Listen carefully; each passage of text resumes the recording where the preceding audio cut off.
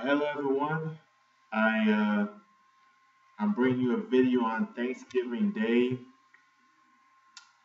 and uh, the title of this video is Tamir Rice and Thanksgiving. And I get to the part about Tamir Rice first. I've caught a lot of flack in the past because I came out against Tamir Rice.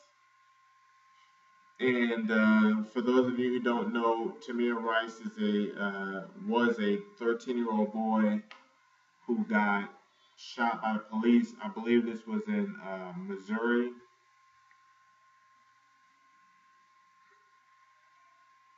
Anyway, he got shot by the cops, and the cops said that he was pointing what looked like a gun at people in the street, and so they felt that they were defending themselves.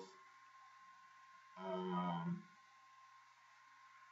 they felt that they were defending themselves, and I did a little research. I watched the video of the prosecutor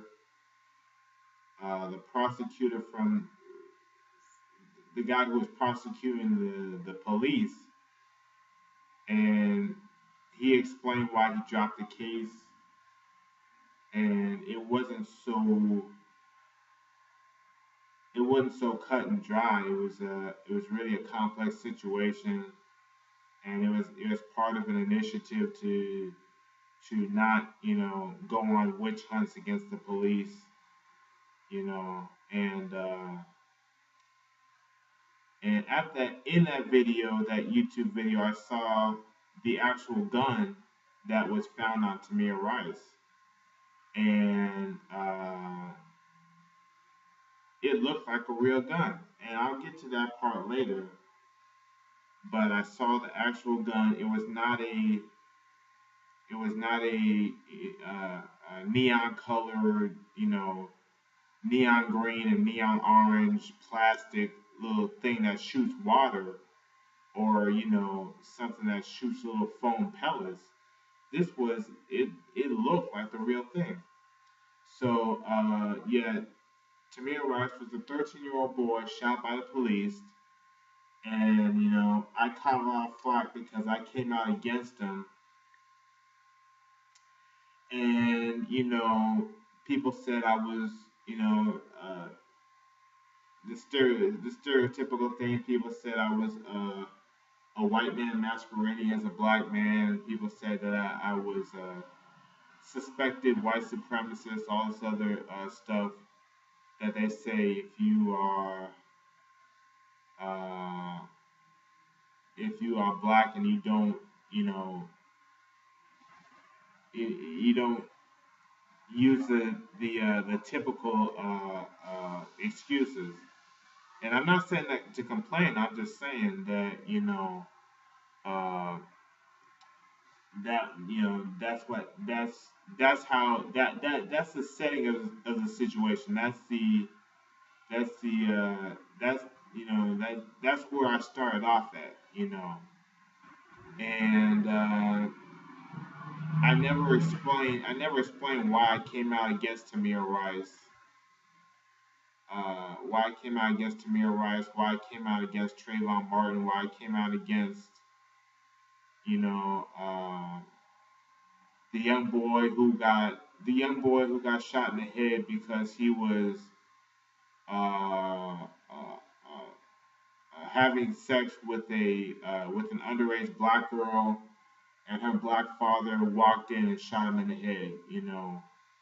That I came out against that young boy, and I caught a lot of flack for that. So the reason why I come out against the Tamir Rices of the world, at a time where it's so unpopular to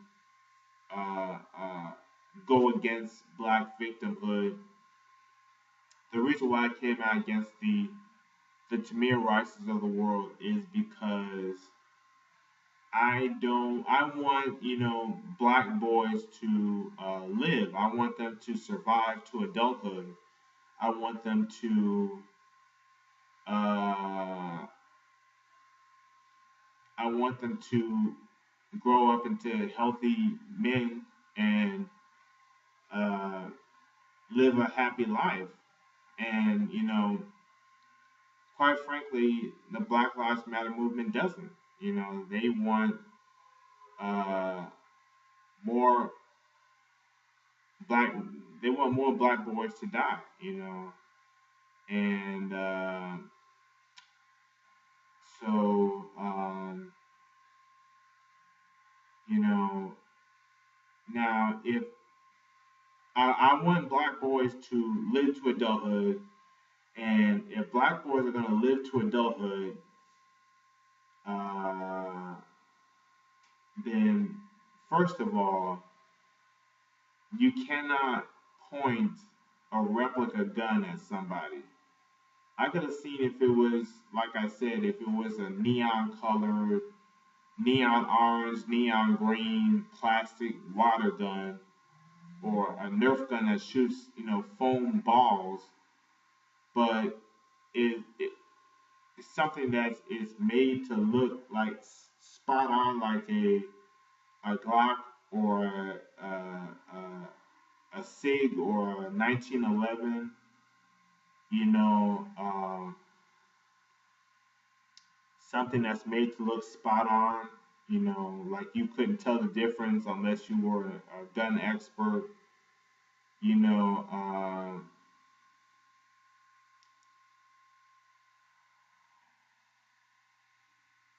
pointing that at anybody is going to get you killed. Like I said, I want black boys to not get killed. Pointing replica guns at people is going to get you killed. And um, so, um, and certain people, the Black Lives Matter movement, would have us believe that nobody should be allowed to defend themselves if they think they're threatened by a black person. Nobody should, you know, uh, uh, get defensive. Nobody should preemptively or retroactively uh, seek, redress. Should not, you know, uh, I get should not, shoot first and ask questions later, and things of that matter. They should just roll the dice, and if they happen to get shot by that black person, if that replica gun happens to be a real gun, they get shot, then too bad. So everybody should just, you know, put their life on the line and uh, just to spare our feelings. And, like I said, I want black boys to uh, survive to adulthood. I want them to have a happy life. And as far as the whole world just being a doormat for black people, you know, uh, not even in the most liberal section of the most liberal city in the most liberal country with the largest black population, i.e., Baltimore, you know, not even in the liberal Mecca would that be the case. People are going to defend themselves against black people for multiple for a multitude of reasons, partially because they're justified in defending themselves. But that's a subject for another video. Um, but something that I haven't said before on this channel, but it really underlies everything that I've said. It really influences everything that I've said on this channel. Is that self interest is the most powerful motivation on earth. You know, uh, when I make videos on this channel, you know, of course there have been times when I did videos based on what was most popular. You know, there were times when I did videos based on what was getting the most views, what was trending. But for the most part, the videos uh, were based on self-interest. What was I specifically interested in for whatever reason? And it turns out that making videos based on what I'm interested in also gets me the most views. So not only is it good from a self gratification standpoint, but it also is good from a commercial standpoint. And even back when I was making videos based on what was trending, it was still mostly self interest uh, because I was doing it for views. I was doing it because I had watched a tutorial video of how to get more views, and they were saying make videos on what's trending. So I was doing it for self interest because I wanted to get a larger platform so that I could eventually talk about my self interest because I had a bigger audience. Why did I go into this whole diatribe about making YouTube videos to explain Tamir Rice? What I'm saying is that, you know, feeling sorry for black people, feeling uh, guilty over the legacy of slavery, over Jim Crow, over police brutality. That that is not that is not as powerful of a motivation as self interest. Self interest is the greatest motivation, and if that person has reason to believe that, well, I mean, it's all self interest is what I'm trying to say. When a person uh, profiles a black person, when a person accuses a black person of being a criminal, it's all self interest. For whatever reason, there are many ways that fits into the self interest category. And so if you want to change the situation, you have to appeal to people's self-interest. And how do you appeal to people's self-interest? Well, you solve the problem without costing them anything extra. You solve the problem without making them have to change their thinking or their behavior. You solve the problem yourself, and then you get into a position of power because you've solved the problem. You now have power over them because you have independently solved whatever problem you were having, without having to make them do anything extra or change anything. And so it's easy for them, and you've made it. You have put yourself into a higher position because you you have whatever was blocking your success. You have eliminated the blockage from your success. So, uh, you know, that's the reason why, you know, we cannot ask people to never defend themselves against black people, never suspect a black person of a crime, you know, because it's certainly against their self-interest. And we can harness the most powerful motivation of other people. We can harness that motivation in our uh, on our behalf. So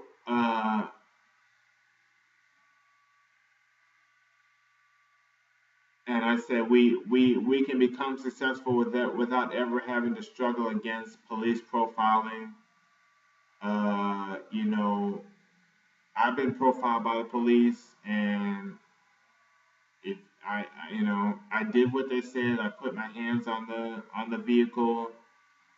I gave them my social security number. You know, and they let me go. I mean, I didn't I didn't get sit on the hood of a car and then start wrestling with them on the floor. You know,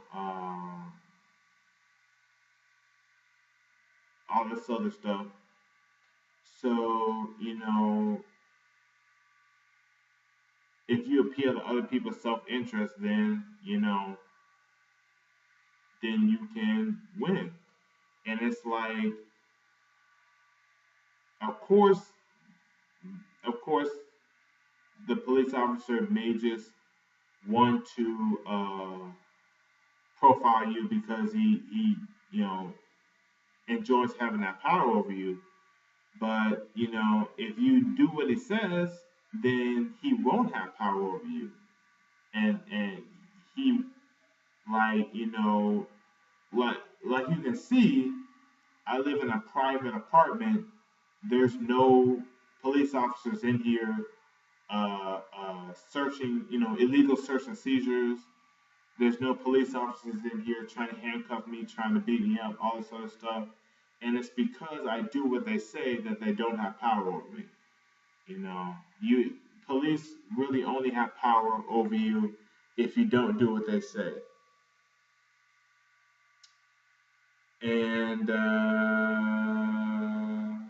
then, you know, if we appeal to people's self-interest, we can just succeed. And then we will be on the top, and they'll have to answer to us. Uh, and all it takes is a little common sense, you know. So, like I said, pointing replica guns at people, slamming people's heads in the pavement, uh, beating up shop owners and stealing cigars from them, and then trying to grab a cop's gun. You know,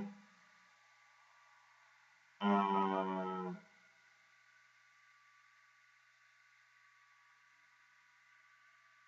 these things. I mean, when black people really want to be successful, these things will stop. You know, um, um, and you know, so I want to get to the Thanksgiving part. Um, well, I'm very thankful this year because I did my first Kickstarter. I'm really thankful this year because I have survived and I have thrived, you know, um, in these 8 years. Um, yeah, this is the eighth Thanksgiving that I've had uh, since since leaving my parents' house. This is the eighth Thanksgiving I've had, and I haven't had to spend one of them, you know, sleeping outside. Even okay, yeah, I haven't had to spend one of those Thanksgivings sleeping outside, and I've always had heat. I've always had warm clothes, electricity, plumbing, food. You know, I had a special Thanksgiving meal last night. Um, so, you know, I'm very thankful for my father because, you know, he is the reason why I'm not in prison right now. It was his influence in my life that really turned me around and made me to a better man. And I just just wish uh, I just wish that I had kept in touch with him. But yeah, so enjoy Thanksgiving, and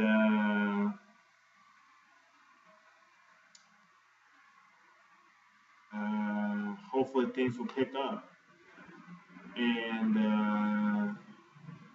I might have to discontinue the uh, black guy makes sentences in French for a while. Um, I might have to do that, or I might have to switch to a different language, or I could just use Google Translate. But I mean that's you know a lot of stuff you get out of Google Translate, you look it up and it's nah. So it's it's risky to use Google Translate, but I might try that. You know.